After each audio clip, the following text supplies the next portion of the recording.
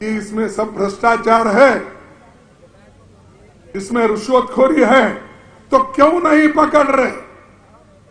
मैं पूछता हूं, वो क्यों नहीं उनको जेल में नहीं डाल रहे? क्यों उनके ऊपर एफआईआर नहीं हो रहे? नहीं, इसलिए कि उनको साथ में रह के हमको हराना है। अरे भाई, आप कितनी भी कोशिश करो हराने की, जनता हमको हारने नहीं देंगी। जब तक आपका आशीर्वाद हम पर है, कांग्रेस पार्टी कभी हारेगी नहीं। तो इसलिए भाइयों, मैं और एक बात आपसे कहते, मेरे चंद शब्दों को मैं छोड़ूंगा, लेकिन सब में इंपॉर्टेंट चीज ये है कि गरीबों के बारे में बीजेपी सोचती है, ऐसा हमेशा हमारे मोदी साहब कहते हैं। अरे गरीबों को सोचने वाले 3 काले कानून किसानों के आपने लाया और लाकर फिर वापस लिया।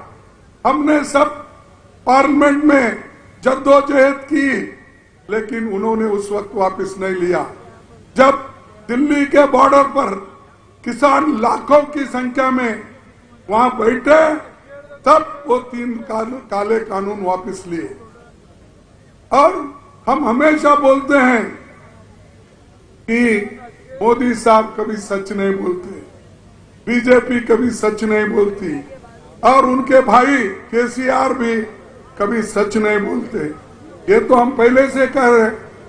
मैं उदाहरण पे कहता हूं, आपको मालूम है, फिर भी मैं याद दिलाता हूं। मोदी ने कहा, क्या कहा कि मुझे वोट दो, मुझे सरकार में लाओ, हर एक को 15-15 लाख दे दूंगा। दिए 15 लाख? नहीं दिए। तो वो झूठ बोल रहे हैं क्या? आप लोग लेके झूठ बोल रहे हैं? वो झूठ बोल रहा है भाई। उसने ये कहा कि 2 करोड़ नौकरियां युवकों को पूरे हिंदुस्तान में दूंगा बोले। तेलंगाना में मिला 2 करोड़ नौकरियों में से कुछ नहीं मिला। अरे तो वो दिया बोल के बोलता है, तुम नहीं बोलते, ये कैसा? मैं समझता हूं खास करके पूरे नौकरियां केसीआर के पास गए होंगे। इसीलिए तीसरी बात उसने कहा कि किसानों की आमदनी हम डबल करेंगे। बोला नहीं बोला? 2 गुना करेंगे बोले। हुआ आपका? नहीं हुआ। तो ये भी झूठ है। तो झूठ क्या मोदी बोल रहे हैं, क्या कांग्रेस वाले बोल रहे हैं? आप बोलिए। तो ये है, इसीलिए मोदी झूठ है हम बोले तो आप चंद लोग उनके गुस्से में आते हैं, प्राइम मिनिस्टर को ऐसा बोले। अरे प्राइम मिनिस्टर का एक तरफ, प्राइम मिनिस्टर का बाप यहां बैठा, उन्हें भी झूठ।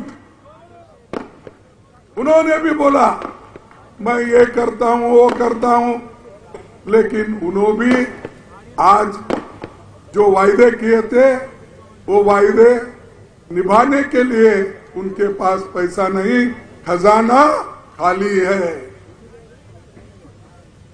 और तीसरी चीज, एक तरफ खजाना खाली है बोलते रहते हैं,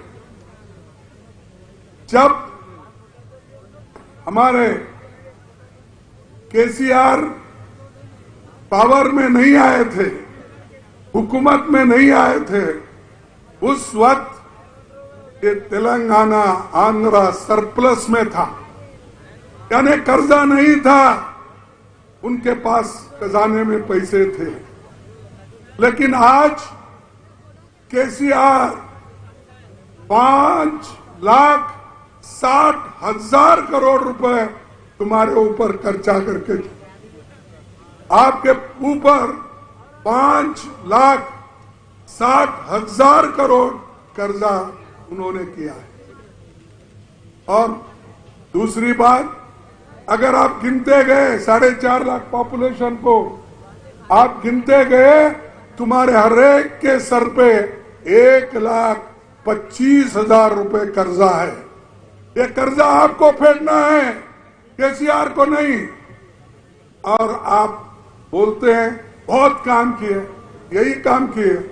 हमारे सर पर कर्जा रख के, हमारे तेलंगाना के ऊपर 5,60,000 रुपए कर्जा रख के आप बोल रहे हो हमने बहुत कुछ काम किया। लेकिन बहुत इस देश में बहुत लोग ऐसे हैं कि कर्जा करके घी खाने वाले।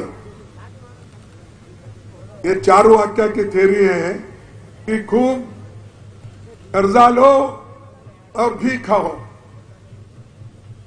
यही लोगों का एक ये है। तो इसलिए हमको इन लोगों को कोने में बिठाना है, इन लोगों को जल्दी भगाना है।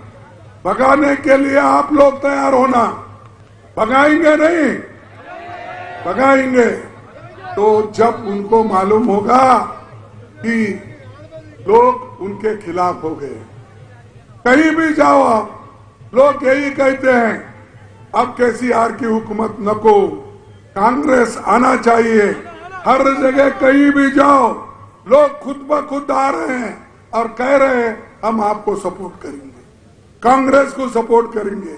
कहां पर भी जो रेवंत रेड्डी जाते हैं या कांग्रेस पार्टी के नेता लोग जाते हैं, उनको बोलते हैं अन्ना तुम आओ हमारे पास भाषण करो, करके जाओ, ये बोलते हैं। तो आप देखिए लोग कितने त्रस्त हो गए, इनके खिलाफ तैयार हो गए। इससे मैं आपसे बताना चाहता हूं। और उसके साथ ही हम क्या देने वाले हैं। अब उन्होंने तो बहुत सी चीजें बोले, लेकिन हम क्या देने वाले हैं जनता को, ये हमने बताना चाहते हैं। और उनका तो बात बहुत बोले, कर्जा करके तो घर में बैठेंगे, अब देखेंगे। वो कर्जा तो रेवंत रेड्डी और